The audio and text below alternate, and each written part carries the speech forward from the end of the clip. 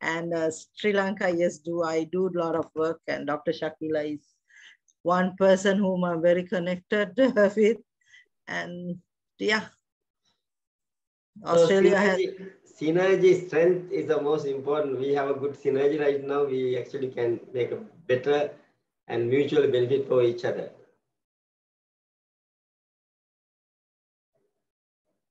And Dr. Shakila is leaving, I think, Philippines very recently, right? Near future, right? I'm leaving tomorrow. Yes, okay. Dr. Sulochana also leaving, right? Yeah, I'm leaving tomorrow. No, I'm not going to Philippines. I'm going to Perth. I'm going to Philippines. I'm going to Singapore and I'm going to Philippines. Yeah, I'm leaving to Perth tomorrow. Okay. President is leaving to Philippines, Professor, not Sulochana. Sri Lankan president. Are you the vice president? No, I said he has mixed He up. is the advice. He is the advice of present president. He has mixed up all our this thing with everyone, Dr. Shakila, not me. I miss the industry, more resilient, sustainable, and inclusive. So as you know that past 2-3 years, the industry is so vulnerable because of the COVID pandemic, and sometimes perhaps some other countries facing like Sri Lanka economic crisis.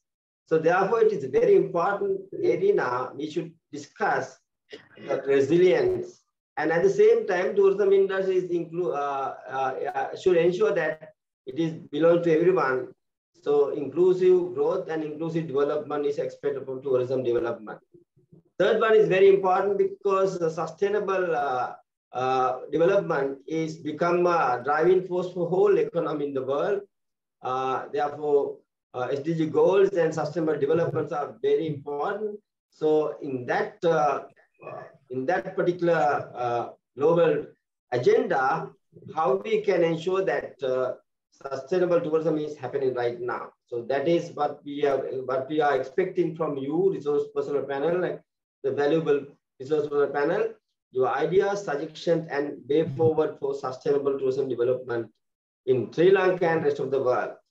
I hope that your experience, knowledge, and evidence-based knowledge and the very valuable experience will be used full for our participant and all of us to rethink how we can redirect and redesign our sustainable tourism development and initiation. Thank you very much, Gayatri, and we can start now discussions. Sure, thank you, Professor. So before we move to the speakers, I would like to give a brief introduction. And the main objective of this webinar is to use the evidence-based knowledge and the result-driven experience. The major objective is organizing this online platform with industry policy dialogue on rethinking for sustainable Sri Lankan tourism, priorities, actions, and the global best practices. So in parallel to the celebration of UNWTO, the World Tourism Day 2020, in Rethink and Redesign the effective strategic approach for sustainable tourism development. So before we begin, I would like to give a brief introduction how we are going to conduct this webinar. So we have 5 speakers, valuable speakers, and we'll be giving 10 minutes for each speaker. And we have given already, and we are based on 3 main questions. So I'll be briefing the 3 main questions right now. I'm not going to ask from each and everyone. So their speech and the presentation will be based on these topics. So the first one, we are getting their own definition on rethinking tourism, which is the theme of UNWTO, the Tourism Day celebration of 2022. And how do they relate the concept of rethinking tourism for sustainable development? The second one, what are the outstanding experience from the industry expertise, that means from the speakers, so the major suggestions and the key recommendations to achieve and more resilient growth and the sustainable tourism development.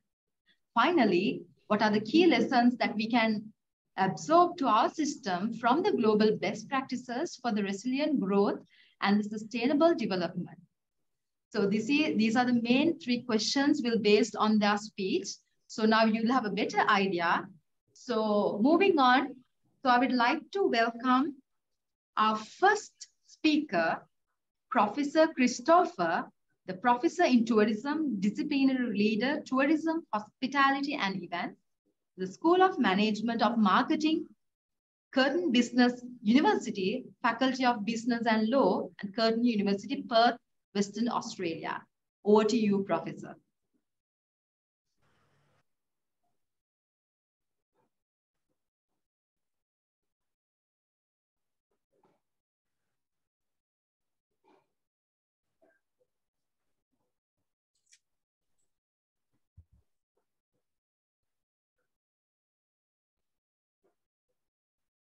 Can you see my slides?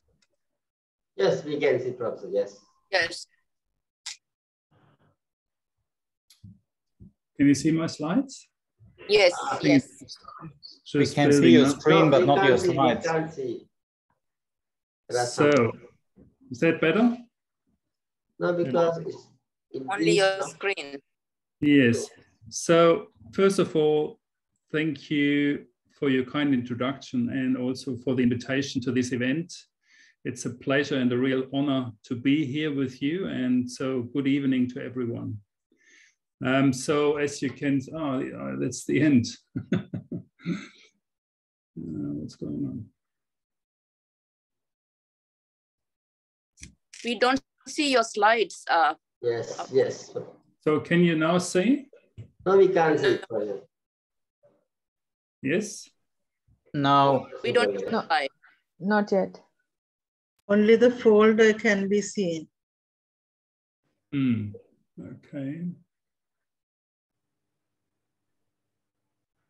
It says you're screen sharing, so it should work. Have you attached a second screen? What do you mean? This causes problems if you have a second. Professor Michael, may I ask you as a Okay, wonderful.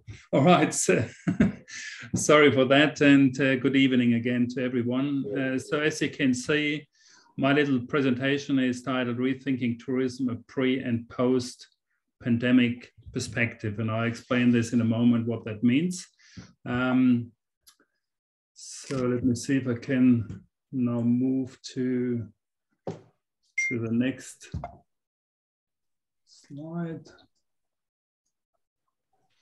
Yes, so I think the tourism is acknowledged with a special internationally recognized day. That's the reason why we are all here. We celebrate World Tourism Day 2022.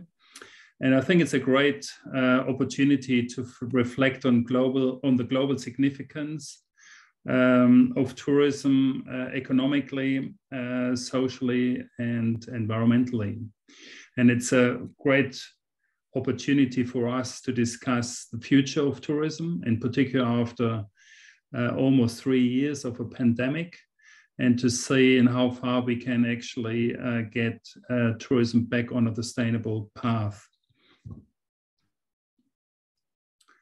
So since the beginning of 2022, I think we can see good signs of a recovery of international tourism. And in some parts of the world, we can actually see visitation numbers even higher than pre-pandemic levels. And I think that's very important, a very important foundation after almost 3 years of a pandemic, which really has dramatically implicated tourism as one of the hardest hit sectors globally. So this recovery is crucial for the future of the sector. But on the other hand, we also need to recognize and acknowledge that today we still have, or the global tourism system continues to face critical challenges triggered, for instance, by vulnerability to climate change, transformational forces behind the sharing economy, the phenomenon of over-tourism, demographic change, that just to name a few. So, but these environmental and socio-economic crises can also present opportunities to rethink and future-proof the tourism sector. So, what is the post-COVID tourism reality?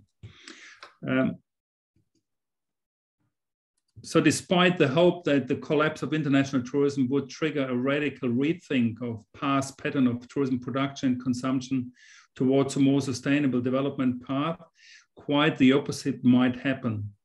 So we have to realize that after 6 decades of mass tourism, travel has become a basic need for an increasing number of people around the world, and mobility a proxy for personal freedom. So this is highly unlikely to change in a post-COVID-19 reality. So the question is, will we go back to the pre-COVID business model, which was very clear, framed by the more the better. We also can see changing attitudes of residents towards tourism and tourists. We can see changing behavior and travel choices of new tourists who have become increasingly aware of negative social and environmental impacts of uncontrolled mass tourism. I think we all understand and know and are aware of some of the movements, in particular from Sweden with Greta Thunberg and the campaign of fly shame movement. So these changes, I believe, mirror a growing social concern for environmental problems and the quality of life of communities. So I personally believe that we need to shift from a traditional view of crisis management to more transformational management. And so I think if you look at those 2 types of crises, the Cobra crisis, which actually is a sudden disaster with a defensive response. And then we have the Python crisis, which gradually develops and triggered a longer term approach of recovery and dealing with some of these issues. And I think this is probably a suitable frame to move forward, to understand some of the challenges we are confronted with at the moment. So if you look at, for instance, climate change and the climate emergency, and these are just some images from Australia with the bushfires, the floods, coral bleaching, the droughts. So I think it's part of this re-evaluation is to acknowledge that a changing climate and how we respond to this challenge will gradually determine the sector's success and future success. So we often hear about the decarbonization action agenda, and I think it's important to understand that immediate action, urgent action is required. If you look at the Intergovernmental Panel of Climate Change, in their latest report, they actually assume that the 1.5 threshold agreed upon in Paris, we will probably not able to limit climate change to this 1.5 degrees.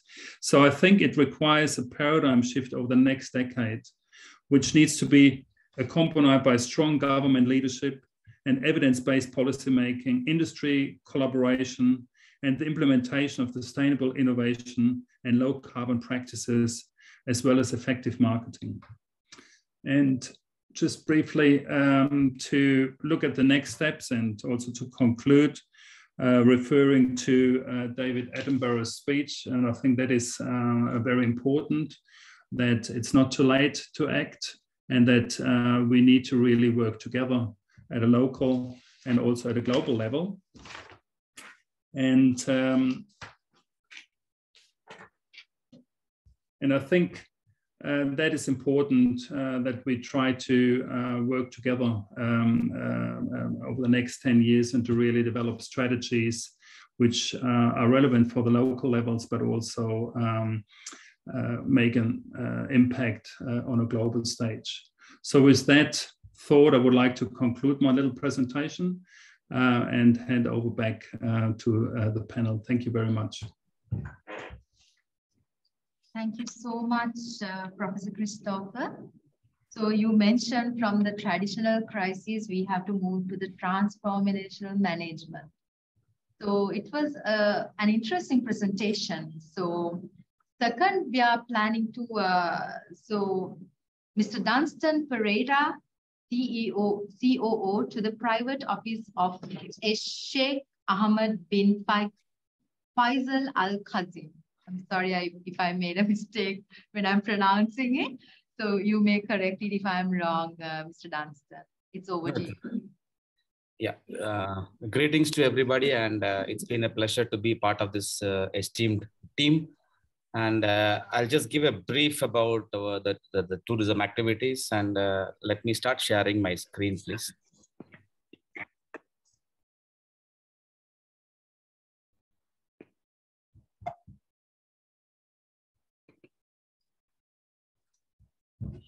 Is my screen visible? Yes, yes, it's visible. Okay. So as you all know, the theme for this year's World Tourism Day is rethinking tourism. It's nothing but we all need to relook at the way we see tourism, because we have all gone through a heavy pandemic, which taught us many new lessons.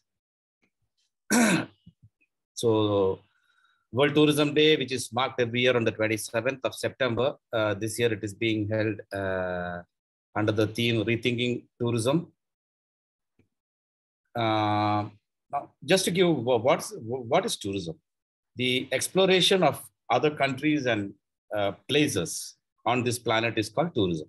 It's obviously a big business because it's almost worth more than, I think it's about 13 billion years globally. Tourism is one of the world's most important economical sectors. It employs 1 in every 10 people on Earth. It represents over 20% of the GDP for most of the countries. Tourism after the pandemic. International tourists arrival worldwide. Sorry. International tourist arrivals worldwide at the start of 2022 has almost doubled compared to the levels recorded in 2021, which means it's a positive sign after the pandemic. This is basically because the lifting of remaining travel restrictions alongside rising consumer confidence are some of the key drivers for the sector's recovery, bringing hope and opportunity to many millions of people around the world who are surviving because of tourism. Tourism is now the agenda of governments and of international organizations across the world. The World Tourism Day will put people at the center of key discussions. Where is tourism going? Where do we want to go? And how do we want to get there? This year's theme, Rethinking Tourism, will reflect these aspirations. Now, if you talk about Sri Lanka as a tourist destination, Sri Lanka is one of the world's best known tourism destinations and was a global spot for tourism fairly recently. This gave a major boost for inbound tourism in large until 2018, which was the last normal year for tourism in Sri Lanka. Sri Lankans are known the world over for their warmth, love, and hospitality. And tourists cite this friendly nature as one of the main reasons for visiting Sri Lanka. Tropical climate, beautiful beaches, and incredible food are all that added to the Sri Lanka's tourist destination. Sri Lanka is a great place to visit for water sports and wildlife enthusiasts and a heaven for history buffs. 26 national parks and 2 marine parks. Yala National Park has the highest density of leopards in the world. Abundance of flora and fauna means it has a beautiful natural trail with stunning vistas and waterfalls. So Sri Lanka is blessed with so much of wealth that it can become one of the best tourism destinations, provided we put a lot of efforts into making it one.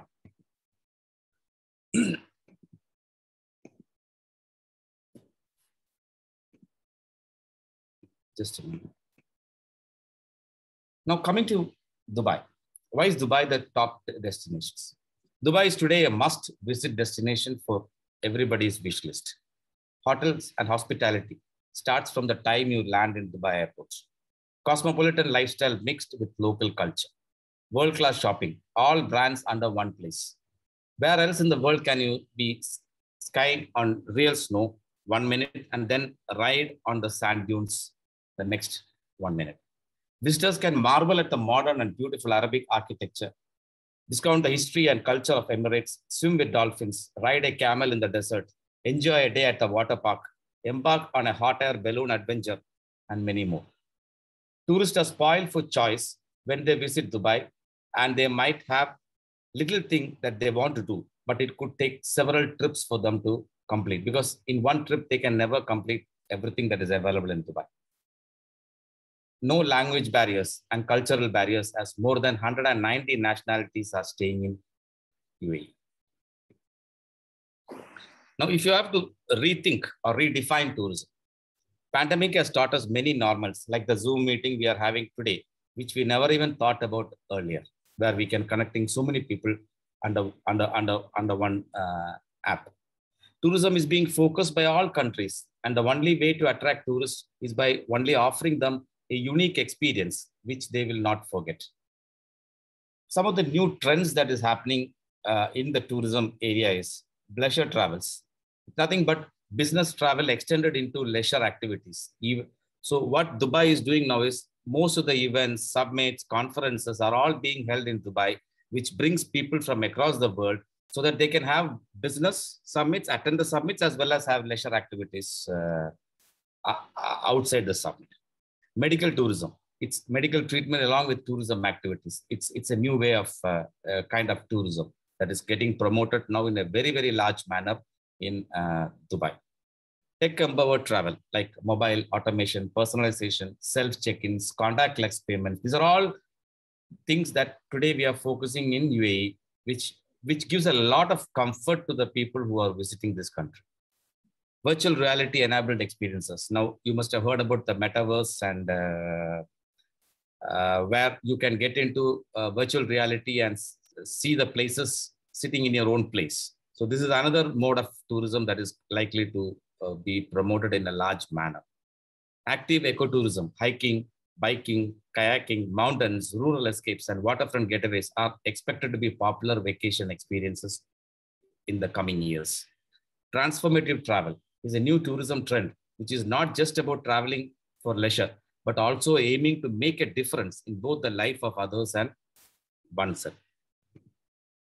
Experience tourism is about having a once-in-a-lifetime experience or gaining an emotional connection with culture and nature. Like, for example, if there is a Dubai shopping festival that is happening, which shows some kind of a culture and happens once in a year, people try to come and experience that. So that is called experience tourism. Longer trips is an increasing demand as a result of the many work from home opportunities, and gives employees more flexibility to get work done when they are most productive. So here what happened is, people tend to go on a longer travel. Earlier, the culture was that whenever you're getting a weekend or whenever you're getting an annual vacation, you tend to travel. But today, with the concept of working from home, you can sit anywhere and work. So people are now looking at longer travels. They go for 1 month, 2 month, 3 month travel. And during the period, they also sit and work at home in their house, wherever they are. Staycation and daycation. It represents a holiday spent in one's home country, or rather home than abroad. See, not necessarily that you should travel abroad for a vacation, for tourism. In Dubai, now we are offering staycation and daycation, where people can come and stay in resorts away from their house and enjoy the place. Solo travel. More and more people are choosing to strike out on their own travel. This is another tourism activity which is likely to get actively promoted in the coming years. Local experience, visiting a country or a place where a local festival or cultural activity is there. Customer experience, fine-tuning experience can make the difference between creating a loyal repeat customer who can boost the business. See, tourism for any country, it predominantly it depends on repeat customers. As far as Dubai is concerned, that has been the success. One person who visits Dubai will always love to come back again and again. So creating repeat customer by giving them the experience of their lifetime is very important. Virtual reality is something which we are looking at, as I was mentioning earlier, where we can, today before traveling to Dubai, you can sit in your own house and see the hotel which you're going to stay. You can even go in there, see the rooms, see the comfort level, and then decide which hotel you want to book or which place, destination you want to see. Now, whatever I've spoken earlier, the new methods or the new way of tourism, how we can equip Sri Lanka in a very short time, because all those things will need time, money, efforts to put in. But how we can quickly get Sri Lanka back into the tourism map. One is switch over to electrical vehicles for tourist movements, which can, to some extent, help in terms of movement, even if it is get affected by fuel shortage or any other means. Food security to be focused by encouraging self-farming by hotels and restaurants. BAA, which is the Bandaranaike International Airport, to be adequately equipped for all international flights to come and go. Eliminate middlemen brokers that harass tourists right from the time they land, and embrace technology. Repeat tourism is important for Sri Lanka. So this is an important aspect where the experience of a tourist coming to that place, he should have, if slowly we move into a technology empowered tourism activities, these middlemen brokers, everybody will get eliminated and people will not be harassed. The tourists will not be harassed. Equality and indiscrimination among local and international tourists. This is another aspect that has to be taken care. Like, for example, in some places, the admission ticket to get into a destination is 10 times more than the local tourist. So that is something which needs to be considered and made equal. Focus on the facilities for budget tourists, which is going to be the major contributor towards tourism sector. All policies, guides, all police, guides, and other personals who engage with tourists should know international language, preferably English, which gives them an ease of travel. This is a very important factor in for any tourist to visit any country, the way they can communicate. There should be a common language by which they can communicate. Educate campaigns to emphasize Sri Lanka is a safe destination now and reassure the on-fence tourists to visit. Familiarization tools to local journalists and leading publications so that they can inform the world that today Sri Lanka is the most safest place to travel. So I'm not taking much time. I've just covered in very, very brief because of the time shortage. And let us all work towards promoting tourism sector, not only in my country, but also all the countries across the world, including Sri Lanka, which has got a lot of potentials, a lot of value-added concepts. So let's move towards that. And thank you so much for giving me this opportunity. Thank you, Mr. Dunstan. Thank you for sharing your immense experience and the knowledge. So what I grabbed from your presentation was the way you explained the beauty of Sri Lanka was mesmerizing. And then the unique experience that the new trends that we can learn from Dubai, also from the other countries, and starting from the Zoom to medical tourism, automation, virtual reality, transmedia travel, and also what are the things that we can grab from the globe to Sri Lanka, such as the food security, budget tourism, and adequate campaigns. So thank you very much for sharing your experience and the knowledge. So then we'll be moving to our next speaker. So she is Dr.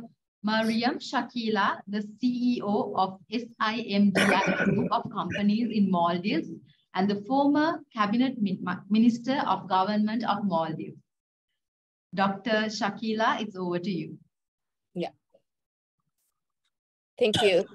Thank you very much. I'm still struggling to see if I can share the screen. It is still asking for the system preferences, and I have done everything that they have asked for, but it is not giving me the accessibility for that. If you need some more time, I can give the opportunity to the next speaker. Yeah, probably. So, I'm just, yeah. All right. Then I would like to invite the Associate Professor, Michael Blogger, the School of Management of Marketing and the Co-Director, Tourism Research Cluster in Curtin University. So it's over to you, Professor. Thank you very much. Can you see my screen? Yes, we can. Wonderful.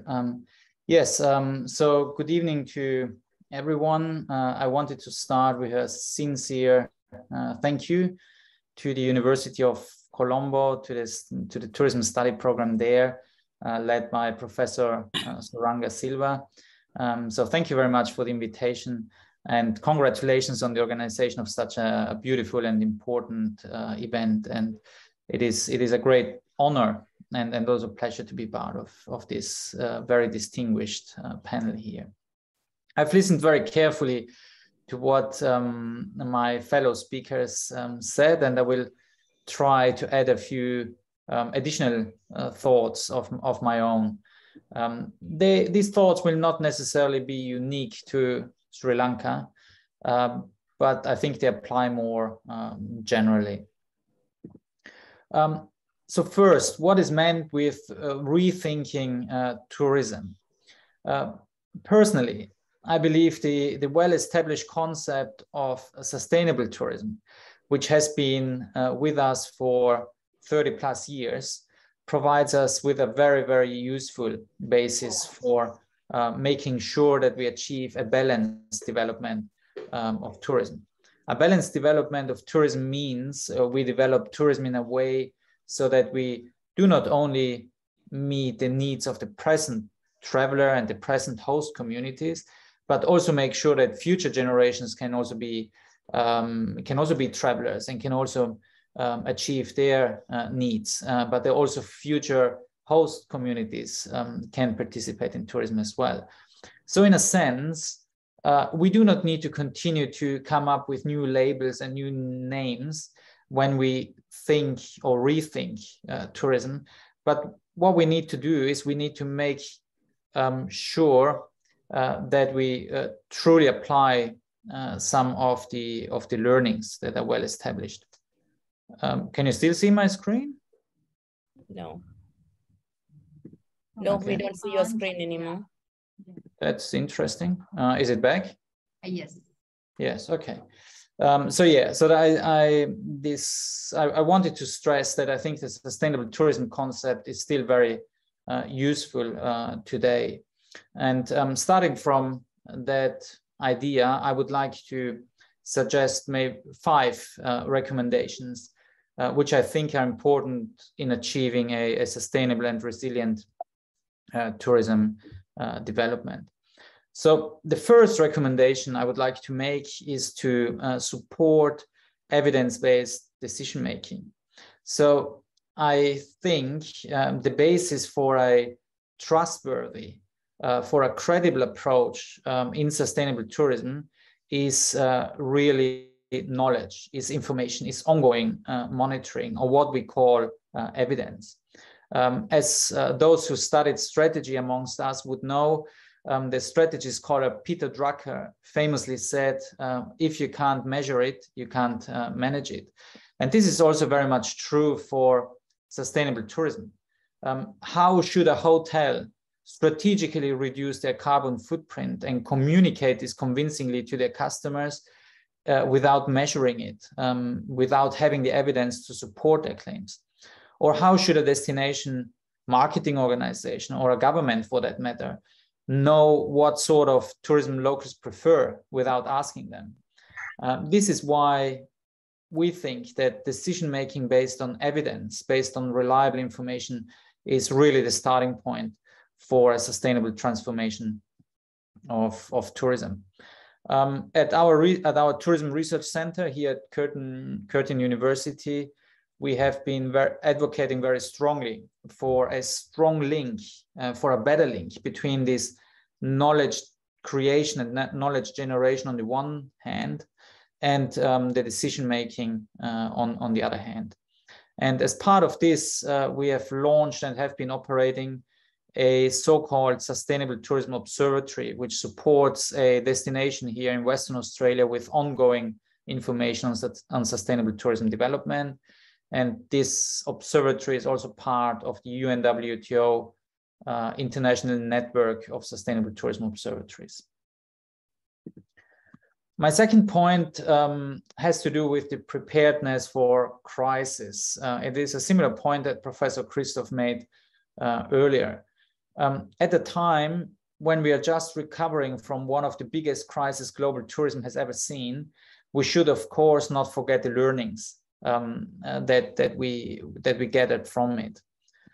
If we look at the most recent numbers displayed at the UNWTO Tourism Recovery Tracker, we can see that from a global point of view, right, a full recovery from the pandemic is yet to be achieved. So latest data are available for July 2022, and we can see that international tourist arrivals are still down 30% globally compared to 2019. Most importantly, and as many experts in crisis management have been stressing for years, is that a crisis needs to be considered as a process, not an event. And I think that's also what the snake metaphor that Professor Christoph made is supposed to tell us. The history teaches us that crises will continue to reoccur, and they will continue to be unpredictable and unexpected. So it is important that we link crisis response with recovery, with prevention, with preparation. It's all part of the same cycle, and there is always an opportunity for learning. In terms of learning, I'd like to summarize very, very briefly some of our own evidence and research that we've done on COVID recovery. And I would like to stress two suggestions for recovering tourism from a health crisis, but I think this applies more generally to crisis. The first suggestion is hard facts matter. So for example, when it comes to health, the health facts, they do matter. So if we can show that the destination has been doing well in managing the public health, and we can support that with evidence, then our data shows that tourists are more likely to return more quickly. And I think we can probably generalize this idea also to other areas such as safety, for example. The second insight that we gathered was that it is so important to make traveling once again easy, to make it once again convenient, and also to reduce some of the financial risk for the traveler that are associated with travel in a pandemic phase, but also in the immediate post-pandemic phase. I've, for example, also recently participated in a discussion organized by Expedia, and they said that from their accommodation data, they can see that currently the most popular rates are those that allow for flexibility, that allow for cancellation, although they might cost a little more, which underscores the importance of this point. My third recommendation is avoiding over-tourism. While obviously at this point in time, we are still recovering from the pandemic, we are still recovering from a lack of tourism, we should not forget that numbers can easily tip over on the other side, causing all sorts of problems in destinations due to too many tourists. This is what has already been happening in some destinations in Southern Europe during the last European summer. The turnaround has been very quick there, and residents once again started complaining about too many tourists or their behavior. So it is really important to not forget that we need to drive tourism development in a manner which keeps this fragile balance between having too many and too few tourists to achieve a level which is perhaps just right. An example here, the northern Italian destination of South Tyrol, a very heavily visited destination, has recently introduced and legislated a limit to the maximum number of beds that can be licensed and can be registered in the region. They had initiated this discussion before the pandemic, but they continued with the initiative even during the years of very low tourism numbers, and they made the policymakers legislated it very recently. They were conscious that if they want to retain quality for tourists and being a mass tourism destination really, but also quality of life for residents in the long run, they need to somehow respect the limits. Then there is the question of how to make decisions in tourism development. and how to involve locals in this decision making. So my recommendation 4 would be to ensure a form of collaborative tourism governance, which allows communities to take part in tourism development. And for this, I really have to look to the neighbors of Sri Lanka. The opening up of the Maldives local islands to community-based development is, I think, an interesting example that can be cited in this regard. The Maldives attempted to involve locals and diversify the tourism product at the same time by adding a more community-driven tourism model next to their well-established resort model. So nowadays, the two models exist side by side. There are challenges, no doubt, but I believe it is a really important initiative.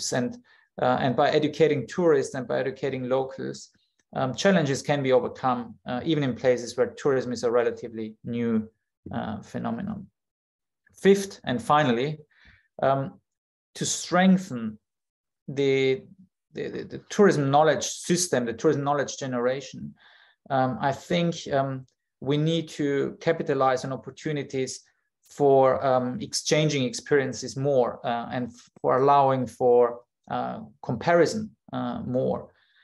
So I believe there is really untapped potential for closer collaboration among tourism destinations, but in particular among tourism research institutes and universities in the Indian Ocean context. The research institutes that do exist, so University of Colombo, Curtin University are just two of them. Common interests and issues exist as well, quite obvious, including aviation, including marine tourism, including the interest of using tourism as a source, as a driver for regional development, the link between biodiversity protection and tourism, the link between food and tourism, and I'm thinking of tea tourism, a great opportunity for Sri Lanka. So I hope we can work together to form a basis for stronger future collaboration. There have been attempts in the past, in particular in the area of tourism marketing in the Indian Ocean context, but less so in the research space. So from my point of view, rethinking tourism might also be a chance to strengthen the collaboration in tourism research and tourism knowledge generation, if you like. So that's all from my side. Thank you very much for the invitation once again and the attention as well. Thank you, Professor. Thank you, Professor Michael Vlogger. So the things that I've learned from your presentation was, so if I summarize, so the supporting evidence-based decision-making, preparedness for the crisis. So we give the learning experience for the recovery, and we have to learn from the previous, the challenge that we got, and avoiding over-tourism, collaborative governance, and to tap the untapped potential in tourism destinations. So as you said, challenges can be overcome. So thank you very much once again, Professor Michael Vlogger. So next, we have Dr. Mariam Shakila. Are you ready, Professor? Is your presentation can be shared? Well, my presentation, I don't think is gonna work, and then there's no time really for me to send it, but I can just speak. Okay. A lot of the points have been covered as well, but then as Michael mentioned, Maldives has been Maldives has done one of the most successful one of the most successful tourism destinations, and the strategies, some of the strategies that they have used is basically to maintain the destination presence and increase brand visibility, and also promote Maldives as the most preferred tourist destination in the world. As you know, in comparison to even Dubai, or in comparison to Sri Lanka, and in comparison to a lot of other countries, the resources in Maldives is very, very limited. Sun, sea, and the sand is all that we have. So sustaining and enhancing the destination's idyllic image has been has been one of the top priorities, and also positioning Maldives as one of the most desired destinations in the world. So to increase, and then also one of the strategies used by the MMPRC, which is Maldives Marketing and Public Relations company, was to reassure travelers that Maldives remains one of the safest destinations to travel and during this during the pandemic. And then I think that has actually worked very well, which we still maintain. And then also reorient the perception of Maldives solely as a honeymoon and a luxury destination, because that was what people thought about. And then so as Michael highlighted slightly, that, you know, so it became the community tourism, guest houses, and all sorts of other strategies they started using. So, and also increase the benefit of tourism to the community through greater emphasis on experiential tourism, and also maintain the tourism sustainability. So then all the different campaigns conducted during the period was to make sure that we present Maldives as a safe haven for holidaymakers. The safety and natural isolation offered to holidaymakers due to the country's unique geography and its one island, one resort concept, and the stringent health and safety measures in place was the key for their success. So now talking about the topic today, just give me 1 second. Talking about the topic today, so one of the questions that has been asked was, what is my definition of rethinking tourism theme? Well, tourism is one of the world's most important economic sectors, employing 1 in every 10 people around the world, and provides livelihoods to hundreds of millions more as per the global statistics. So at the same time, tourism sector is also a very, very highly fragmented and a diverse sector. And the ongoing crisis has exposed, even ongoing crisis in Sri Lanka, like the even the economic crisis that you are going through, which is also connected to the pandemic that we had, is exposing the interdependent nature and the fragilities of the tourism ecosystem as well. So the sudden and unexpected and unprecedented effects of the COVID-19 had disastrous effects on especially tourism, and the sudden halt in tourism arrivals not only affected the economy, but led to an increase in habitat destruction and wildlife poaching in many parts of the world. But before COVID-19 hit us, there was also a trend where tourism, while looking at it as an economic enhancer, was also being viewed as a prohibitive, extractive force that also has a destructive element on culture, heritage, and the overall society. So revival of the sector in a sustainable manner has become a priority. So to my mind, the definition of rethinking tourism brings forth the need to re-evaluate and promote tourism around the world, and in Sri Lanka and in the Maldives, in the region, in view of the disastrous effects of COVID-19 as a sustainable, responsible product, and make it the driving force of economic growth and sustainable development. So I believe in Sri Lanka has all the elements required to make appropriate strategies to rethink tourism. Sri Lanka does not lack education and expertise, cultural heritage, and the need. What requires is the political will and hand-holding of everyone together, and coordinated policy action to apply a new perspective in relation to the pandemic, just like all the other countries are doing. So the need is neither unique nor an option to mitigate the impacts of COVID, and the economic turmoil and the support, the recovery after tourism is a key driver, a core pillar of employment and economic growth, and touching on almost every part of our societies, and has the power to drive recovery if strategized wisely. So for people, it is a leading employer and provider of opportunities, most notably for women, youth, and rural communities as well. So for our planet, the tourism sector helps safeguard habitat and species. Witness how the sudden halt in tourist arrivals has led to the increase in habitat destruction and wildlife poaching. So we must remember that. And then, well, what are the strategies? When I think of it, you know, a lot of them have been mentioned by the previous speakers. But let me just highlight some of the things. So we need to invest time and energy and take timely actions for the needed transformation.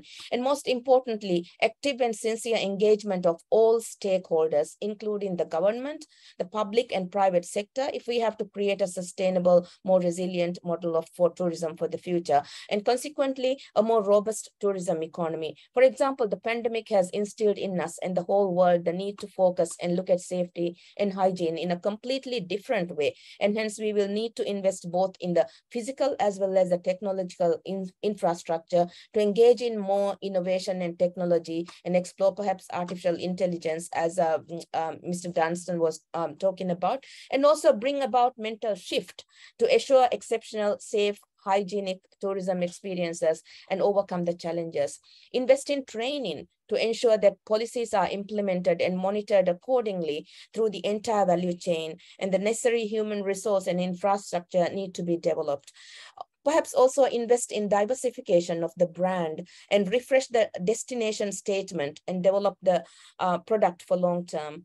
And enabling a digital and analytical transformation within the tourism sector that address the gap identified by the economic crisis is also important. And also to cushion ourselves for such shocks, steps must also be taken towards preparedness, as Professor Michael mentioned, and sustainability and inclusivity. Sri Lanka could also explore efforts towards regional cooperation aimed at building a sector revival strategy and stop looking at the neighbors as threats and just not only as competition, but look at them as a complementary partner. South Asia being home to one of the world's, one third of the world's population, it also houses the most diverse population and cultures and have an abundance of rich natural resources with unique and astounding geographical locations and ecology. So our region has that opportunity to collaborate of regional travel, capitalizing on each other's unique destination offerings to overcome the shortcoming of each other. A question that needs to be asked by Sri Lanka is, should Sri Lanka take a closer look at targeting South Asian visitors and be less dependent on European and North American tourists? Should we not explore the whole horizon? So, so basically, to summarize, so let's say the strategies that I recommend are like tech-empowered travel, because we know it is going to be very, very essential now, and personalization and guidance, it has become more crucial than ever. So a strategy towards that, preferred plans and experiences, and sustainability should become be considered as a key element. And for example, some of the research shows that 70% of travelers expect the industry to offer more eco-friendly travel options, and 46% of European travelers consider waste management to be the most important environmental issue, and 40% of European consumers would stop flying in order to help mitigate climate change. So safety and health focused measures must also be communicated very clearly and should be worked along. And I think most of the other things that I wanted to mention have already been mentioned. So just I would like to thank Professor Suranga and Dr. Slochana for this opportunity for me to be here and be with this excellent team of speakers. Thank you very much. Thank you. Thank you, Dr. Mariam Shakila. So it was a very informative speech, even though you are not presenting a presentation. So it was nice. And as you said very correctly, Maldives, they have the sea, sun, and sand. But in Sri Lanka, we have some more, as I believe. I think it's being a Sri Lankan, I'm proud of that.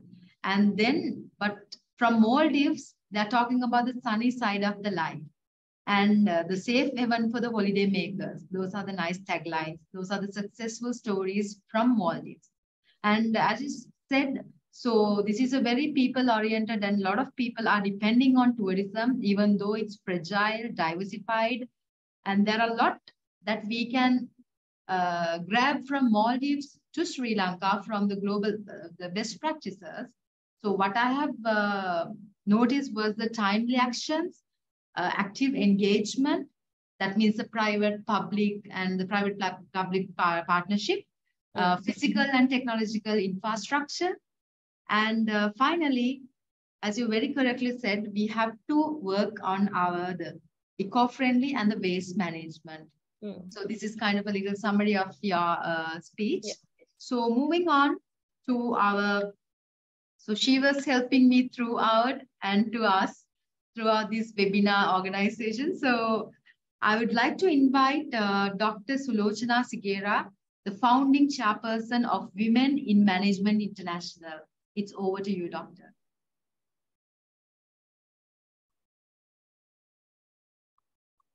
You all can see the screen, right? Yes, we can. Thank you so much, and listening to everyone. I don't think I have much, but I'll speak on the tourism, rethinking tourism with women involvement, because everyone said Sri Lanka has potential, but are we using that potential is questionable. And I agree with Dr. Shakila, because as a traveler to Maldives, I see how the tagline goes, how their marketing strategies goes. They do not wait for the government to proceed thing. I think Sri Lanka need to rethink about tourism in a way of branding. I did not see any of the new branding coming on with the tourism, because we have been segregated with government tourism, educational tourism, then the private sector tourism. For us, tourism is more about getting the hotels filled and also getting tourists on the beaches. We have to change the concept itself, because the world see more than what we see. We have to look at tourism, how the tourists see us.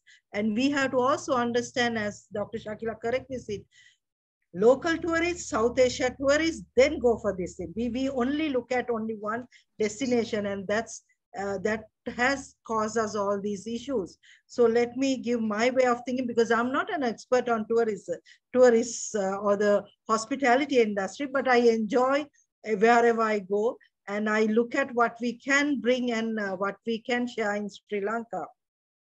So Sri Lanka is something that we have uniqueness.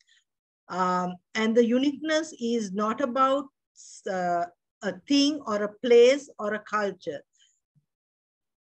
As I think Professor Michael first, when he put his presentation, he said sustainable environment and all that. So are we talking about sustainability in tourism? Then the natural environment we do have. Are we really protecting the natural environment? Healthy communities, safety. That is something which safety of the tourist, and also ensuring the safety of our culture, safety of the women and children. Then the economical vitality. Are we having that? Because Sri Lanka economy is not being stopped because of COVID and the political crisis. But the main cause we look at is because we don't get tourists. Are we really putting the tourist is the only way of taking and what income to Sri Lanka, or we are looking at the local and South Asian tourism? So let me this is my way of rethinking about tourism as a women organization, and also as someone who looked at the world in a different way. Majority of tourism the worldwide is female, 54% compared to 39% in the broad economy. Are we really targeting women tourism in Sri Lanka? 23% of tourism ministers are female compared to 20.1% ministers overall. It's not about Sri Lanka, it's a world district. Sri Lanka has only 9% women are in tourism, while women population is 52.4%. When we call Sri Lanka is the number one tourist destination, we have the highest population. Are we really looking at the global facts or global research or the global data? Are we making decisions on that? So something to rethink when we are talking about rethinking tourism. How Sri Lanka to rethink to ensuring women participation. We have the best well. This is not Ayurvedic, wellness tourism. Are we really promoting wellness tourism? We do not promote wellness tourism. It is not just the therapy. It's a wellness tourism come from the body, the soul, and also the mental health. We have the best from the tradition to the cultures. Are we really? And also we have the women are the main contributor to tourism where the entrepreneurship is concerned. From the clothing to the food, are we really promoting those entrepreneurships? Are we looking at those? This is the way of rethinking tourism. The homestay, is it just homestay for the youth or the low income, low spending tourists? Or are we really looking at the homestay as a educational homestay and also an experiment homestay tourism? Are we shifting? We have the best gemstones. And do you know that the stones, healing and therapy has a connection? Each stone talk about a healing procedure. Each stone give you a personality. Are we really marketing the gems we are having? Are we really connecting the gems with the tourism? There is a question on that. More than anything, we have the best mental and soul healthy and the program we have. The programs are not just the possessions about program. We have the cultures. These are actually being done in Sri Lanka. For some of the things are for culture issues, or some of the things are related to the weather. Some of the things are for your health. These are we really actually marketing it, right? Then we sell about candy possession, the world oldest possession. But do you know we have possessions in Katharagama and we have in Nalrud, Jaffna North? Are we really promoting those things? But we only speak about candy, when candy is a separate one. But if you go to Katharagama, you have a different aspect. And when you go to the north, we have another aspect.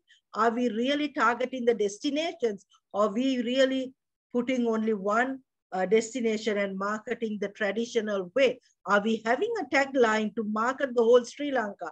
The brand of Sri Lanka, are we only having personal brands or event brands, or we are having a brand of tourism? Women are the highest spent tourists worldwide. Data shows women travel than men. Women look for new innovation. Women are concerned about safety. Women travel with groups. Women reviews are more credible and trusted. So it is high time, not only Sri Lanka, the worldwide. I think Danson is there. UAE, highest shopping is done by women.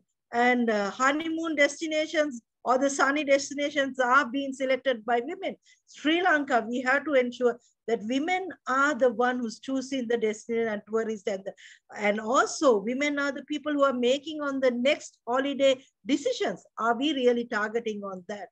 Are we really targeting on tourists of education? Colombo University, you all have so many programs. Are we targeting holiday tourism packages, holiday tourism education, holiday education system? We are not. Sri Lanka has the highest, best education in the South Asia, but we do not link that to tourism education. We do not link. We have a good health system, but we do not link that also. We have the best schooling camping system. We have the best camps, but we are not linking that into the safe tourism. We still thinking about beaches and we are selling it. That's why we look at other countries, neighboring countries as a competitor, because we do not know the worth within the Sri Lanka. And the world also changing. World are looking for healthy, safety and sustainable tourism. It is not just spending some dollars. It is, they want to know, make it a memorable thing and also educational thing. So make it we as Sri Lankans, we have to rethink about tourism beyond shifting into hotels and also on beaches. And yes, we have a wildlife, but are we really looking at the wildlife in a different aspects? So this is the way to move forward. This is Sri Lanka, and we'll rethink. Sri Lanka need to rebuild while rethinking about tourism. And the best way is rebranding Sri Lankan tourism with a sustainable tourism brand. Thank you for the opportunity given. Thank you so much, Dr. Sulochana. It was a very motivating presentation for me from my personal view. So what I learned from your presentation, I was briefing all your presentations. So Sri Lanka, it's not about the beaches, or it's not about Sigiriya, it's not about the Kandi Perahara. We have more beyond that. So women participation that you have highlighted, I got to know a lot of new things from your presentation. So as you very correctly said, we have everything. So we are a gem, but we do not how to recover, how to sell as a brand. So as you very correctly said, I'm highly agree on branding as a destination is vital. And 54% from internationally, the women workforce is there. But in Sri Lanka, it's 9%. So we have to really, really think about that. And it was electrified when you say like 54% the world, and we are just 9%. It's not demotivating, but it shows that the potential that we have in the future when we are branding. And as you said, I'll summarize the wellness tourism, the homestay units, the gem stores, beaches. So it's not only about the Kataragama Kandi Perahara. So we have a lot of events happening in Sri Lanka, and we have to really tap into these unknown destinations, events, and we have a lot of potential. So I wish Sri Lanka will be famous for a healthy, safe, and a sustainable destination in the future. So thank you very much, Dr. Sulochana, for your giving your valuable insight. So I think all our speeches are over. So this is the time that,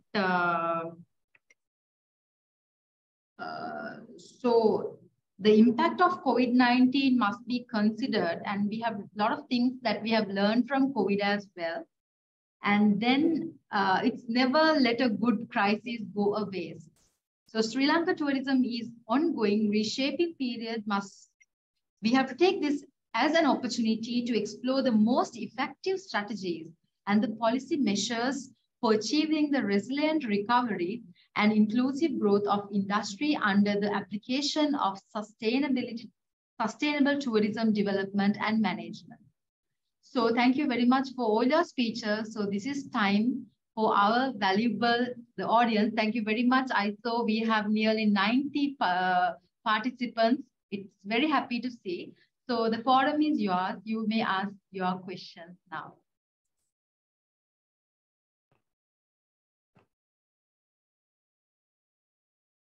You can unmute yourself and then please ask the question.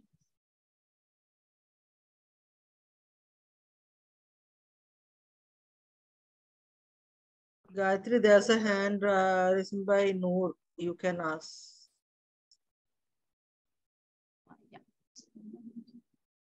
Gayatri, look at those who raise hand. You can ask the question. Nurul Huda is one person, right? Yes, you can ask the question. Nurul. Yes. Yes. She has not unmuted herself. Her mic is off. Can you please unmute and you may ask your question now.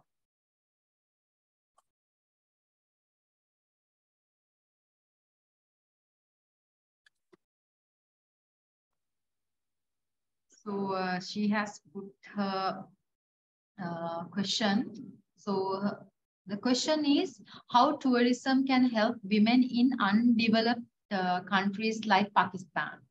I think the most suitable person to answer that question is Dr. Sulochana. Let first Dr. Shakila, you can start it, then I'll add. Yeah. Well, first of all, when we have tourism, if we develop the right formula for tourism, as Dr. Sulochana was, what is that noise? Yeah. Yeah. Talking about there's a lot of cottage industry that women can get involved in, and there's if the tourism is marketed properly, then there are a lot of opportunities for local goodies. Women can make craft, women can get engaged in various businesses that would complement tourism industry. And Dr. Sulochana is already doing a lot of work in regards to that. You have even in Pakistan, you have got a good garment industry. You've got beautiful fabrics. You've got weaving, and all these areas are areas where if the government in a coordinated way and with the private sector, if they all hold hands together at all levels, governments at all levels and the private sector and the women's organizations, all the NGOs in a coordinated way, and then because of the independent nature of tourism services, the flexible policy solutions need to be brought, of course, if they have to be integrated together. And that will enable the tourism economy to live alongside all the challenges that you have. So women can be integrated, but then for that, you need flexible policy changes and allow them to come in. They can have, like in the Maldives, they can have homestays, guest houses, share your family with them. But then again, in order to get that done, there are lots of policies that has to come in. There are lots of rules and regulations that has to come to give them a good experience, to have a healthy, safe tourism experience. Yeah. Dr. Sulo? As Dr. Shakila said, there are cottage entrepreneurship and all that. But Danson correctly said the COVID shows us that you don't need to travel to bring tourism. There is a virtual platform available and where you can do your exports and everything. It's how you position yourself in that virtual platform matters. And that's where you get your brand and the trust that you are getting from the tourists to get your brand. And yes, you all have clothing, one of the best fashions from Pakistan, the materials and everything. But if you can do it as a Pakistani owned fashion and also global based this thing. So you have to ensure how you want to position. And tourist is not about coming tourists to your country. Tourism is about empowering women in all aspects, not only men, the country economy, that is from the entrepreneurship to the economic development to the travel and everything. So you have to choose where the tourism industry should be connected with it. Yeah, and Dr. Sulo, remember the UNESCAPE program that we had on digital marketing and then e-commerce.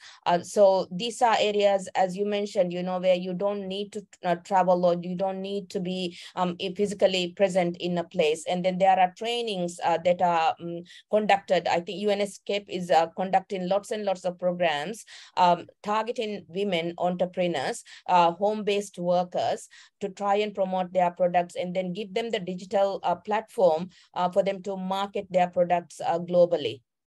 Yeah, totally agree with that. Can I, Gayatri, can I answer? I think she's from Sri Lanka. For women to be late to participate in tourism should not culture norm stage first. Culture is made by women. First, women can change the culture. If you look at Indonesia, how Indonesia do their tourism, Indonesian tourism is done by women.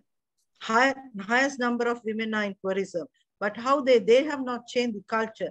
They have changed the perceptions and the attitudes. So the cultures are made by women, and women need to change the cultures of when it be safety. That's why I think Professor Christopher firmly said, safety matters. Women need to be safe, and also men need to be safe. It's about people who comes as visitors to be safe. So when the culture and Sri Lanka has mixed up culture with religion. Culture has nothing to do with religion. Culture is about values and the respect. And we have that hospitality. We always look at the guest as a god. So that is the culture we have to practice. And also women, how women need to change their mindset from home women, like just a homestay women to a tourism industry women. So that's how I think it has to be done. Yeah, and also Ashar, can you we should not silence allow, the mic, please? Ashar, your mic is on. yeah, and Thank also you. we should not allow those cultural nuances that are there that limit and prohibit women from working, limit them from actually moving forward. So there are a lot of patriarchal norms, there are lots of cultural norms, socially prescribed rules and regulations, but they are socially prescribed rules. You know, they are something that you can overcome if you have the confidence to move forward.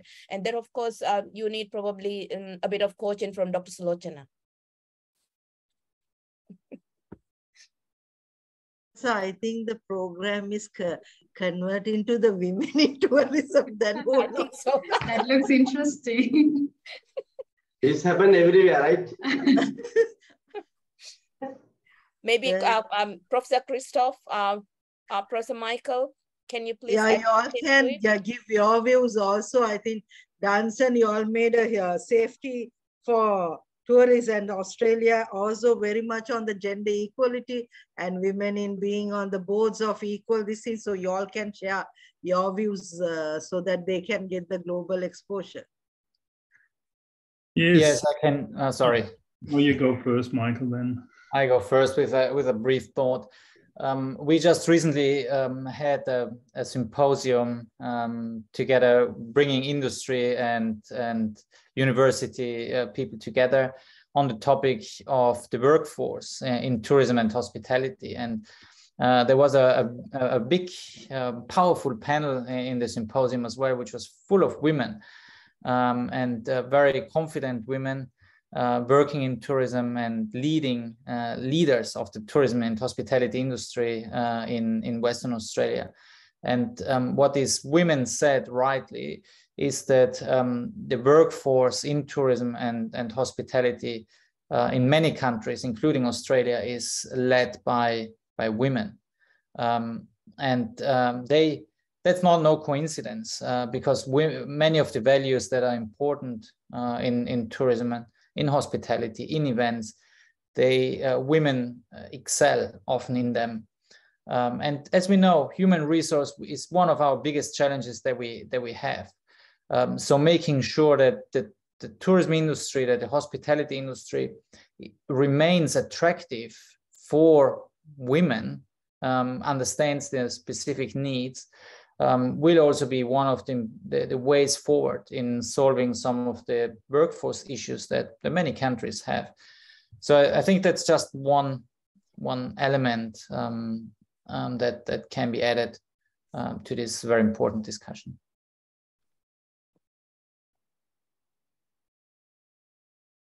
Danson or Professor Christopher, you all can also tell.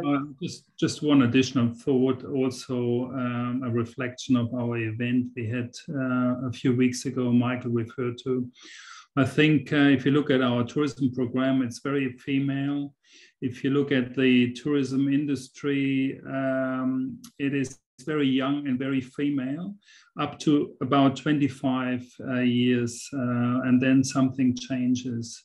And so I think what is important that the industry provides a long-term career prospect for women, and that we don't see a situation, and I'm referring here to Australia, where a lot of competent female in the industry depart and move on to other sectors. And I think that is probably what I would like to see, that there are mechanisms in place which would allow a longer term career in tourism, and not just up to 25 and then things change.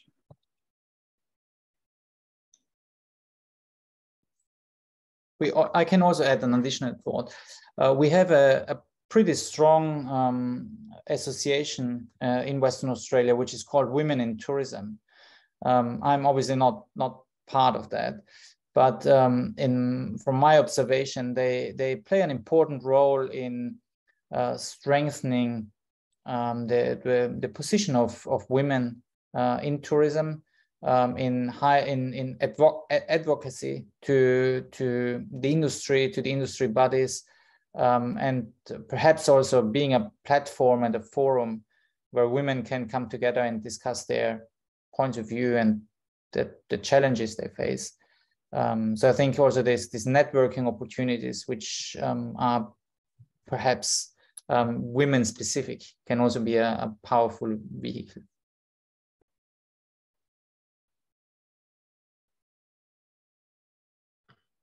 Dunstan, you want to share your views in UAE before I answer one of the questions? No, I think see today, today's world, today we are talking about gender equality and where everybody plays an equal role. So I don't think there should be any inhibition saying that whether women can come into tourism or whether they can play a major role. Yes, and Dubai is a classic example, right? From the time you land in the airport, you see women forces standing, and throughout, everywhere they play an equal role or maybe a much more role than men in this country in promoting tourism. And being a Muslim country, it's all well within the culture and traditions that they perform their duties. And I don't foresee the same thing can be replicated across all other countries as well. Thank you. Gayatri, you are there? Yes, thank you, Mr. Dunstan. I think Dr. Sulu, you have some more to add, or else are we going for the next question? No, there is a question. Could you kindly elaborate as to how Sri Lankan women can overcome glass ceiling and sticky floors in the tourism industry? I think glass ceiling depends on what you think as a glass ceiling. So it is a personal view of people who sees it. Yes, Sri Lanka has issues because Sri Lankan law has issues. You know that Sri Lanka, women cannot work in the bars and all that. We have issues in Sri Lanka on the aspect of the tourism industry and women. The laws has not changed. I hope that laws will change.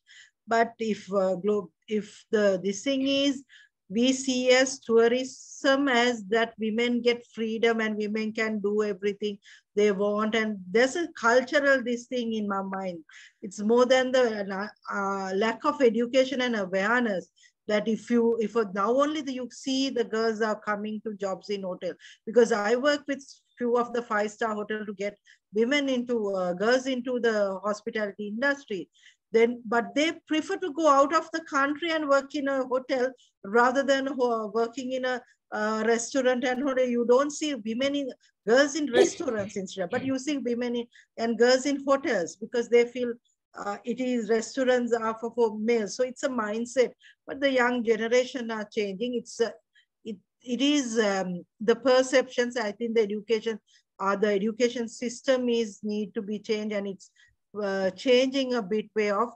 And also the teachers also need to be educated, because one of the best thing the teachers in school says, do not choose the career in hotel industry, because they think in a wrong way. So I think the universities also has to come out and tell the professors and teachers that tourism, hotel industry, and this thing, there's no gender this thing, and whether you're a boy or a girl, you all be safe, and how it is. That is the mindset of cultures, but the youth are changing. So it is just that you have to get few people who has broken glasses ceiling in Sri Lanka. I think Shiromal is a owner, but she's not working. But if you see some of the people, and we had the first Sri Lankan tourist board chairperson, Kimali, she fought with so many people because people look at her as a woman making decision, and some of them rejected her decision because of a gender itself. So we have to change that, and we have to support women in tourism rather than finding faults women who are already in tourism industry. That's my view. Thank you, Dr. Sulochana. I think Savitri, you can ask your question. I have actually two questions. First one is, how has Maldives coordinated consistent policy action amid changes in political arena? That is my first question. I couldn't hear clearly what you said. How has Maldives coordinated consistent policy actions amid changes in political arena? Well, when it comes to tourism and tourism marketing is done by Maldives Marketing and a public relations company. When COVID hit, Maldives had no choice but do everything that I mentioned over there when I was talking about, like everybody held hands together and it was a coordinated effort. So apart from politics, putting politics aside, their priority was for us to survive, because for us, tourism is the main economic mainstay, and it is our bread, and that is the only thing that is there for us. If tourism goes, then we are history. So everything, everybody from all the private sector, the NGOs, the public, the government, everybody held hand together and then started working together. And then the first thing that they did was, I think one of you mentioned one of the strategies, and then this was coordinated by the MMRC again, and then they basically said, this is all we have to do. And that means like every policy that was made by our health authority was based on safety, and everyone was mandated to follow that health and safety. And then also we decided, the whole country as a whole decided that, the only way for us to survive basically is, the only way for us to survive is by we stopped looking at the economy. The economic revival was not a subject that we started talking about, because we know that before we start talking about economic revival, we have to start talking about tourism revival. And then so every effort was made for that. And then so that was why one of the first thing was done, the sun will shine again, and followed almost immediately by the rediscover Maldives, the sunny side of life, and then one island, one resort, and then a dozen must-do experiences in the Maldives, and then also they went, everybody worked together to get the World Travel and Tourism Council's the safe travel stamp. So unless there is a coordinated and supportive act by everyone together, things will not happen. So the success of Maldives was basically that. Yes, we do have political parties, we do have political turmoil, but when it came to that one, nobody thought about it. And then also, ego aside, people worked. For us, I'll tell you, even companies, private companies, the managers became delivery boys. The top CEOs became people who ran around, sitting at the desk, making sure that everybody did their job accordingly. They were the ones who were on trucks and then going to places, delivering stuff. So ego aside, people started working way beyond the call of duty. And that was the success of the Maldives. Thank you very much, Madam. And we'll try to adopt what you have taught us. Yeah. Thank you so much. There is another question yes, as well, you can. time permits. Yes. Could you please give an example for regional cooperation through complementary partnership in tourism, as you have said earlier? An example currently working successfully. Well, none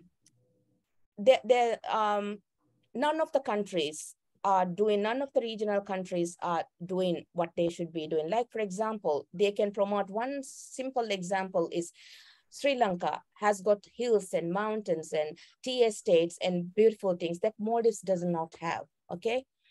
Nepal has got the Himalayas. If we actually combine the tourism experience together with all of them, like a few days in Maldives, a few days in Sri Lanka, a few days in Nepal, and then when you can, the mountains to the sea, you know, I mean, there are so many things that you could do. So this is one a strategy that actually is being studied right now and is trying to implement, from the mountains to the sea, to the beach. Thank you, madam. Yeah. I hope I answered your question. Yes. Thank you, Savita. Yes, madam. Thank you, madam. Yeah. So we have got a lot of interesting questions and very successful answers. So I think the time that we plan in Sri Lankan time is 8 to finish. Now we are late 8 minutes. I feel, but I definitely want to take this 1 or 2 minutes to thank our speakers.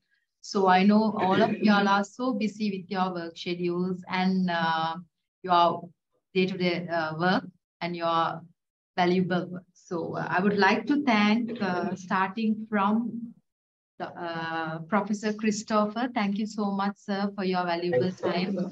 So with our short notice and with all this, the information that you shared with us was really mean for us. And next we have Dr. Shakila. Thank you so much. Even though we face a small challenge, but you overcome it with by an example. So thank you so much for your valuable time. We learned a lot from your immense knowledge and experience. And Professor Michael, thank you so much. So the knowledge that you have shared, the wonderful experience, there are a lot that we can learn from you and that you had the strategies that you have shared. And then Mr. Dunstan, Dubai and Sri Lanka. So it's a, thank you so much. So once again, and final but not the least, Dr. Sulochana Sigera, thank you so much. Finally, your topic was like so interesting and we got a lot of questions, and thank you so much for sharing your valuable thoughts, knowledge and experience with us. Finally, thank you, Professor Suranga. So without you, I don't think I'm so happy. I feel this is a very successful, another successful event that we did from our tourism study program. So we are looking forward for new events with a lot of excitement, and we'll definitely in touch with y'all. So thank you very much, all the participants who have joined today. And without you, it's not going to be a real program. So thank you once again for all of you and for your valuable time. So thank you so much and have a good night. Thank you. Specifically, I want to thank Dr. Sulochana. She connect Dubai, Maldives and Australia together. So thank you very much, Dr. Sulochana. Because of you, actually, we organized this event. Thank you, Professor and Dr. Shakila, for connecting Australia. Yeah, Australia, yes. Because Australia has a lot of research. And Danson, I know you were sick, but you never say no to me. Thank you very much. And Colombo University, you all have a huge, I think, potential to bring all of these speakers and do a real event and also give this information globally. And I hope that you all actually get together and give this knowledge to many youth, because university has a lot of youth and we are just feeding them with traditional information. It's high time, as Dr. Shakila says, connect the world and go to the tourism, not as a personal brand, go as a global brand and ensure the sustainability and humanity. And I would like to request, we are going to organize November 30th international conference with the Ministry of Environment and the UNDP support. So that is biodiversity and tourism. We would like to invite you all to be a resource person of that very interesting and very valuable conference. So thank you very much. Have a nice day and a nice evening, and looking forward to see you again. Thank you. Thank you so much. Thank you. Thank you.